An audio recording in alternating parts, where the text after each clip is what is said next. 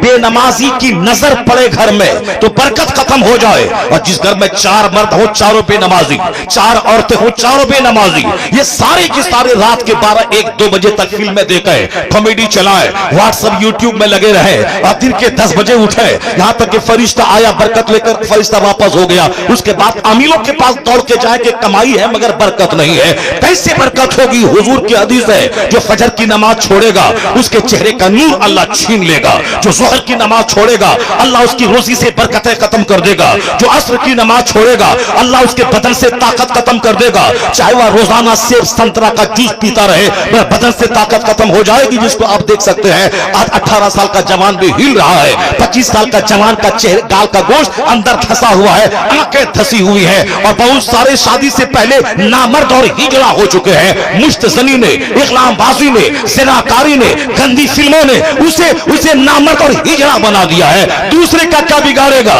जो PUBG game खेलता हो, जो गंदे मनासिर देखता हो, वो तो दूसरों का नुकसान तो बाद में करेगा, वो अपनी सेहत का नुकसान करता है, वो अपनी जवानी को तबाह करता है, वो अपनी मुस्तकबिल को बर्बाद करता है। इसलिए मौलवी तेरा दुश्मन नहीं है जो तुझे इन बातों से रोककर तुझसे दुश्मनी कर रहा है। मौलवी से बड़ा शुभ चिंतक दुनिया में कोई नहीं है। दूसरे आदमी को तू गाली दे वो तुझसे बदला लेता है, दूसरे आदमी को मारने की बात कर वो तुझसे बदला लेता है। लेकिन इस धरती पर एक गिरोह है मौलाना का, अगर तू बोलता है मस्जिद से मैं निकाल दूंगा, मगर यह जुमा के खिताब में यह नहीं बोलता है जाओ तू जहन्नम में, मैं बेवजू नमाज पढ़ा दूंगा, ये नहीं बोलता है। यह कहता है तेरे गले में जो सोने का लॉकेट है ये पहनना हराम है, ये जहन्नम जाने का जरिया है। ये हाथ में जो सोने की चैन है ये पहनना हराम है। ये जो तू एक वक्त की नमाज छोड़ना हराम है, तू इसे भगाने की बात कर रहा है या तेरे जन्नत ले जाने की बात कर रहा है? तू इसे मारने की बात कर रहा है, ये तुझे हराम और हलाल की बात कर रहा है। पता ये चला असल में शुभ चिंतक खैर ख्वाह जिसे कहते हैं, तू दुश्मनी कर,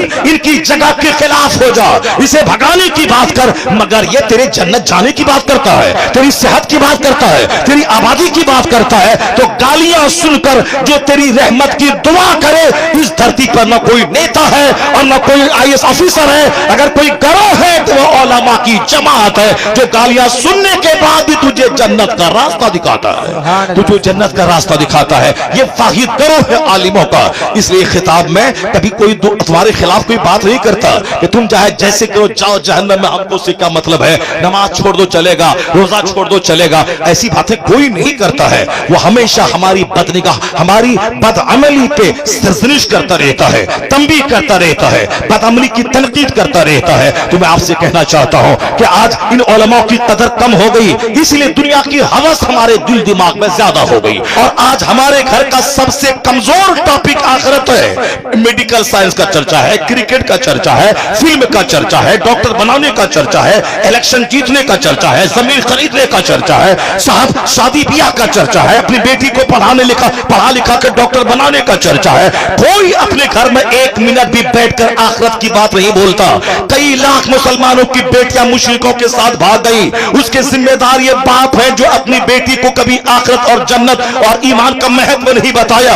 अपनी बेटी को सिर्फ फिल्मी जिंदगी, माल वाली जिंदगी, आसाइश वाली जिंदगी, तो फिर तो वह आसाइश के चक्कर में काफिरों के पास जाना पड़े, वह चली गई। आपने कब बताया है कि असल में ईमान सबसे बड़ी चीज है? दुनिया मिले ना मिले, अगर ईमान सलामत है सबसे बड़ा वो धनवान है। दुनिया की जिंदगी आर्जी, फानी और वक्ती टेम्पररी है, असल दायमी जिंदगी आखिरत की है। अगर आप भुट्टी में पिला देते, अगर कोई दुश्मन उसको कहता कि 10 लाख रुपए मैं दूंगा, तू मेरी गोद में आ जा, यह बोलती मैं सारी जिंदगी कुंवारी रह जाऊंगी मगर ईमान का सौदा नहीं करूंगी। इसलिए हर माँ बाप पे लाजिम है कि इंजीनियरिंग की बात बाद में करे, मेडिकल साइंस की बात बाद में करे, पॉलिटिकल तबसरा बाद में करे, पहले आखिरत और इस्लाम और ईमान का महत्व बता दे। दुनिया में कुछ मिले ना मिले, उसका बच्चा ईमान लेकर अगर आखिरत में चला गया तो सबसे बड़ा धनवान वही है और सबसे बड़ा कामयाब बाप वही है जो बच्चे को कुछ दे ना दे ईमान की दौलत। आजकल अल्लाह ने माल को इतना सस्ता बना दिया कि जो लोग कल मुर्दों की खाल खींचते थे वह लोग आज करोड़ों के मकान में रहते। जो लोग इसको हम लोग बिल्कुल नीच कहते थे, वह लोग जो हड्डी चुनते थे, वह लोग जो दूसरों के घर में पाखाना साफ करने आते थे, आज वह लोग भी 10-10, 20-20, 50 लाख के मकान में रहते। अल्लाह ने मकान को सस्ता बना दिया ताकि समाज का सबसे निचला आदमी वो भी 10 मंजिला मकान में आराम करे। अब मकान बनाना 50 साल पहले एक बहुत बड़ा काम था, अब वो बड़ा काम नहीं रहा, अल्लाह ने सबको दे दिया। पहले आज एक राजदूत कोई खरीदता था 50 साल पहले तो सारे इलाके के लोग देखने आते थे। एम्बेसडर कार कोई खरीदता था तो सारा इलाका जमा हो जाता था।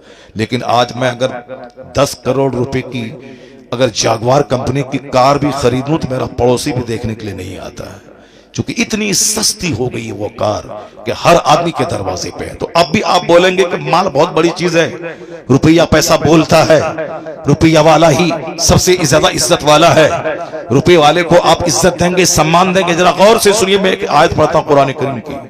अगर दिल जिंदा है तो सारी जिंदगी रोशनी हासिल करने के लिए इसी एक आयत का पढ़ना, उसका समझना, यही आपके लिए काफी हो जाएगा, जिसको मैं महत्व देता हूं। आज बच्चा मेरा नमाजी बने ना बने मगर डॉक्टर बने। क्यों? डॉक्टर बनने के बाद 2 लाख रुपए महीना कमाएगा। मेरा बच्चा रोजा रखे ना रखे, पढ़ने के जमाने में नहीं, बच्चा का एग्जाम है, रोजा रखेगा तो एग्जाम की तैयारी नहीं कर पाएगा। अब वो इंजीनियर बनेगा, प्रोफेसर बनेगा, डॉक्टर बनेगा, साइंटिस्ट बनेगा, इसलिए बच्चा रोजा नहीं रखेगा। एक रोजा छोड़ देने के बदले में सारी जिंदगी रोजा रख ले, फिर भी उस एक रोजे का बदला रमजान के रोजे का नहीं हो सकता है। लेकिन डॉक्टर बनने के नशे में बच्चा रोजा नहीं रखेगा, एग्जाम है, बच्चा रोजा नहीं रखेगा, बच्चा नमाज नहीं पढ़ेगा। नमाज पढ़े ना पढ़े मगर डॉक्टर बनाना है। क्यों? 10 लाख 20 लाख 25 लाख रुपए महीना कमाना बहुत बड़ी बात। जो लोग जन्नत पे विश्वास नहीं करते हैं वो इस तरह की बातें करें, कोई शिकायत नहीं। जो आखिरत पर जिसका ईमान नहीं है वो इस तरह की बातें करें, हमें उससे कोई शिकवा नहीं है। लेकिन शिकवा उससे है जो कहता है कि मैं मुसलमान हूं, शिकवा उससे है जो कहता है कि आखिरत है, जो कहता है कि आखिरत कायम होगी, जन्नत है, जहन्नम है, और कयामत का एक दिन दुनियावी काउंटिंग के हिसाब से 50,000 साल के बराबर होगा। एक दिन वहां का, उसके मुकाबले में दुनिया का 100 साल 1 मिनट है। मैं डॉक्टर बन गया, 50 लाख रुपए डेली में कमा रहा हूं, फिर क्या होगा? 60 साल के बाद मैं बूढ़ा हो गया, दांत टूटने लगे, आंख की बीनाई खत्म हो गई, घुटने टखने में दर्द है। फिर 70-90 साल की उम्र में हमारे शफीक साहब बर्क जैसा हम बूढ़े हो गए, दाढ़ी के बाल सारे सफेद, बदन हाथ सूख के कांटा हो जाएगा। 100 साल के अंदर फरिश्ता आएगा और फिर कहेगा, बोलेगा चलो अब वहां चलो जहां तुम्हें सदा रहना है। दुनिया का 100 साल कैसे गुजर गया? पूछें बरके साहब से। राजनीति एक लंबी राजनीति इन्होंने की है, लेकिन कैसा लगा? वो बोलेंगे कैसा लगा जैसे परसों राजनीति में आए और आज बूढ़े हो गए। ये 100 साल की क्या हैसियत है? मौलाना तौसीफ साहब से पूछे हैं कि जनाबे नूह अलैहिस्सलाम कितने दिन तक दुनिया में इस्लाम की तबलीग की? 950 साल। 950 साल के बाद जब वक्ते अजल आया, मौत का वक्त आया, फरिश्ते आए, तो पूछा गया कि हुजूर 950 साल, 950 साल यानी अबाउट 1000 ईयर्स, यानी लगभग 1000 साल आप दुनिया में रहे, कैसा रहा, कैसा लगा? आपने क्या कहा? ऐसा लगा जैसे एक मकान है, उस मकान के 2 दरवाजे हैं, एक से घुसा दूसरे से निकल गया। जरा जोर से बोले सुभान अल्लाह। सुभान अल्लाह, सुभान अल्लाह। हम लोग बस, मैं डीएम बन गया, ठीक है, मैं 30 साल तक तो पढ़ता रहा, 18 घंटे स्टडी किया, मारे मारे फिरता रहा, और उसके बाद मैंने नौकरी की, डीएम बन गया। ऐसा नहीं कि डीएम बनने के बाद अब घर में बैठे हैं और हर महीने 5 लाख महीना गवर्नमेंट मेरे अकाउंट में डाल रही है और मैं आराम से खा पी रहा, चूंकि मैंने 25 साल 18 घंटे स्टडी करके मैं मेहनत करके मैं डीएम बन चुका हूं। नहीं, वो डीएम बनने के बाद रिटायरमेंट तक 62 ईयर्स तक उसे 24 घंटे की ड्यूटी करनी पड़ेगी। पूरे हिंदुस्तान में किसी डिस्ट्रिक्ट में पहुंच जाए, जूता पहन के डीएम कभी कभी सोता है। जब कोई आपदा, जब कोई मुसीबत का माहौल रहता है, चैन से नहीं खाता, चूंकि पीएम का फोन उसके पास आता है, सीएम का फोन उसके पास जाता है। पूरे डिस्ट्रिक्ट में कहीं भी कुछ हो, दंगा फसाद, सैलाब, आगजनी, कुछ भी हो, उसी डीएम से हिसाब लिया जाएगा। कैसी पढ़ाई तुमने पढ़ी और कौन नौकरी कर रहा है कि बीवी बाल बच्चे के साथ, कभी केरला, कभी मणिपुर, कभी मेघालय, कभी हिमाचल प्रदेश, और पूरे रिटायरमेंट तक। और जब वो रिटायर किया कितनी उम्र हो चुकी थी? 62 साल। उसके बाद वो उम्र है कि बाल सफेद हो गए, दांत का इलाज, आंख का इलाज, पेट का इलाज, घुटने का इलाज, टखने का इलाज। कौन है जो 50 साल साल के बाद जो बगैर चश्मे के पढ़ पाता हो? कौन है जो 50 साल के बाद वह 25 साल के जवान की तरह 10 रोटी खा के डेकार लेके पचा लेता हो? लीवर सिस्टम, डाइजेस्टिव सिस्टम चौपट हो जाता है और 40 साल के बाद घुटने टकने का दर्द आदमी को मफरूज बना देता है। आंख की बीनाई, ऑपरेशन, चश्मा काला पहनना, यह आदमी की आदतें सानिया बन जाती है। दांत एक को उखाड़ के गया, 6 महीने के बाद फिर दूसरा दांत उखाड़ने गया, फिर उसको भरना है। यानी ये जिंदगी में 1 दर्जन बीमारी, फिर 70-80 साल हो गए, मौत का इंतजार चली। 100 साल में डीएम बने कि डॉक्टर बने कि अरबपति बने कि बर्क साहब की तरह लगातार 3-4 पीरियड तक एमपी बन के रहे, कि साहब मोदी जी की तरह बिल्कुल प्राइम मिनिस्टर सीएम रहे गुजरात के और पीएम रहे पूरे भारत के 2024 में, और फिर दोबारा जीतने का प्लान बांधे, कुछ भी करें 100 साल के अंदर ही अंदर उसे वहां जाना होगा जहां मौत नहीं है, जहां का एक दिन 50,000 साल के बराबर है। दुनिया में आज बीमारी है, कल तंदुरुस्ती। दुनिया में आज गरीबी है, कल मालदारी। दुनिया में आज इज्जत है, कल जिल्लत। दुनिया में आज तंगी है, कल खुशहाली। दुनिया में आज तंदुरुस्ती है, कल बीमारी, या आज बीमारी है, कल तंदुरुस्ती। मरने के बाद ऐसा कुछ नहीं होगा। वहां या तो सिर्फ बाग ही बाग है, जन्नत है सदा खरमों साल, महासंखों साल, या फिर आग ही आग है जहां खरबों साल। वहां आदमी मौत ही को ज़बह कर दिया जाएगा। हदीस में आया है कि जन्नती जन्नत में, जहन्नमी जहन्नम में, और दोनों को पुकार के कहा जाएगा, सुनो सारे लोग, सारे जन्नती जहन्नमी बिल्कुल हम दरगोश होकर सुनने लगेंगे।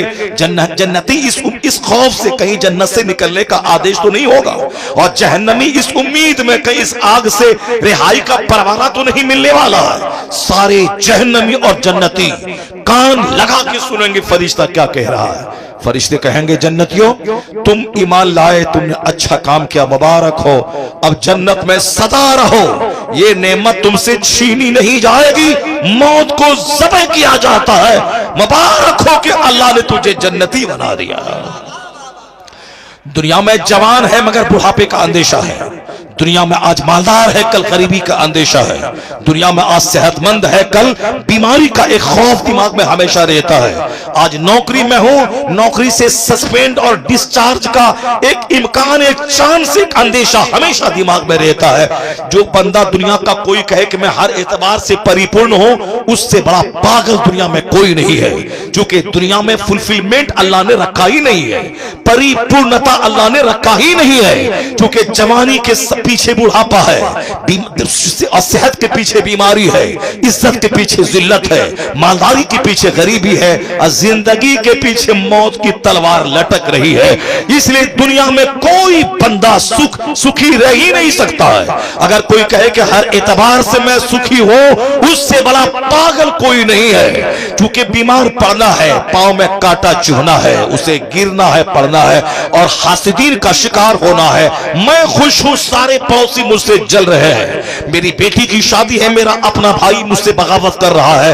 नहीं है सुख दुनिया में। मैं अपने घर में हूं, शराबी शराब के नशे में गाना वॉल्यूम ऊंचा करके सुन रहा है। आप कुछ कर नहीं सकते, आपको अपना घर का दरवाजा बंद करना होगा, और कान में ठूसनी पड़ेगी रुई, वो करेगा, उसको आप बोल नहीं सकते हैं। वो बोलेगा मैं गरीब हूं तो क्या हुआ, मैं अपने घर में बजा रहा हूं, उसको से क्या मतलब है। दुनिया में तनाव, टेंशन।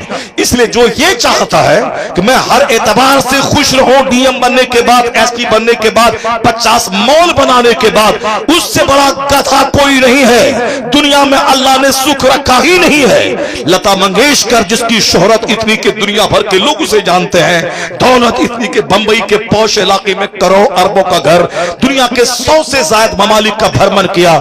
जब उनसे पूछा गया आप इस शोहरत, मकबूलियत और दौलत के ढेर पे कैसा फील कर रही हैं, उनका जवाब था, I like to leave this world, मैं इस दुनिया को छोड़ना चाहती हूँ, मरना चाहती हूँ। जो मैं ढूंढती थी मुझको नहीं मिला, शोहरत, दौलत, इज्जत। पार्लियामेंट में बैठकर प्रधानमंत्री नीचे कुर्सी पर है, वह बैठकर देशभक्ति के गीत गा रही है और सारे सांसद सुन रहे हैं, और प्रधानमंत्री उसकी गीत सुनते हैं। पूरा हिंदुस्तान फैन है उसका। लता मंगेशकर जी बंबई में जहां उसका घर है, बंबई की कॉर्पोरेशन ने कहा कि मकान तोड़ के शानदार घर बाहर बना देता हूं ताकि सड़क सीधी हो जाए वह बोली मैं बंबई छोड़ के बाहर चली जाती हूँ। गवर्नमेंट ने कहा कि मत जाओ, मैं अपनी सड़क टेढ़ी कर लेती हूँ, मगर तू अपना घर वहीं रख, तू बंबई में रह, बंबई छोड़ के मत जा। नाइटिंगेल ऑफ इंडिया, बुलबुले हिंद उसका टाइटल है। 1 दर्जन से ज्यादा उसके पास अवार्ड है, 1 दर्जन से ज्यादा। मगर वो क्या कहती है, जो मैं ढूंढती थी मुझको नहीं मिला, अब मैं मरना चाहती हूं। कितने अपने गाने सुनो, कितनी फिल्में देखो, कितने घर की दीवार को देखो, कितना अमेरिका यूरोप का भ्रमण करो, दिल नहीं लगता है। जब वह खरबपति और शोहरत के ढेर पर बैठी उसको सुकून नहीं है, तो तू जैसे फटीचर को क्या सुकून मिलेगा, जो 2-4 कमरे का घर बनाने के बाद इतराता है कि मैं सबसे बड़ा हूं, 2-4 गाड़ी खरीदने के बाद इतराता है मैं सबसे बड़ा हूं। जब उसको सुकून नहीं है, उससे भी आगे जा, चार्ली चैपलिन का नाम गूगल पे सर्च कर, उसका एक जुमला निकलेगा। वह जुमला है, I like to walk in the rain, nobody can see my tears. मैं बारिश में टहलना चाहता हूं ताकि जी भर के मैं रो, ताकि मेरे आंसू को कोई देख नहीं सके। चार्ली चैपलिन करोड़ जिसके फैंस हैं, जिसके नाम पे मैंने इंडिया में दुकान का नाम देखा है, चार्ली चैपलिन के नाम पे इंडिया में उन दुकान है, जैसे मंगेशकर के नाम पे अमेरिका में कोई दुकान होगी। मगर उन्होंने क्या कहा, मैं जी भर के रोना चाहता हूं ताकि मैं इतना रो कि मेरे आंसू को कोई देख नहीं पाए, मैं बारिश में टहलूं। डॉक्टर के पास जाके बोलता है, डॉक्टर मेरे दर्द की दवा दे। कहा कौन सी दवा? कहा मैं अंदर से मैं टूटा रहता हूं, सुख नहीं है मेरी जिंदगी में। कहा चार्ली का शो देखा करो, तेरा गम हल्का हो जाएगा। कहा डॉक्टर साहब जिसका शो देखने का मशवरा आप दे रहे हैं वो चार्ली कोई दूसरा नहीं, वो तो मैं ही हूं, चार्ली चैपलिन मैं हूं। डॉक्टर खड़ा हो गया, फटी आंखों से चेहरा देखने लगा कि इतनी शोहरतों का मालिक जिसका शो वो खुद डॉक्टर देखा करता था और अपना गम हल्का करने की कोशिश करता था, लेकिन जो करोड़ों को हंसाने वाला comedian, film star, British film star, ये अंदर से इतना दुखी है तो सुख है कहां? किसके पास पीस है, किसके पास हैप्पीनेस है? अल्लाह की कसम नहीं है सुख, तो फिर क्यों हराम खाता है, क्यों नमाजें छोड़ता है? जब सुख है ही नहीं तो क्यों रोजा छोड़ता है, क्यों दूसरों की जमीन पे कब्जा जमाता है? तो सुख है कहां? यही कुरान कहता है, अला बिज़िक्रिल्लाह तत्मइन्नुल कुलूब। जहां सजदा है वहां सुख है, जहां तिलावत है वहां सुख है, जहां जिक्र इलाही है अल्लाह उसी दिल में इनामत करता है। नारे तकबीर, नारे रिसालत, नारे हैदरी, नारे गौसिया, जिंदाबाद जिंदाबाद।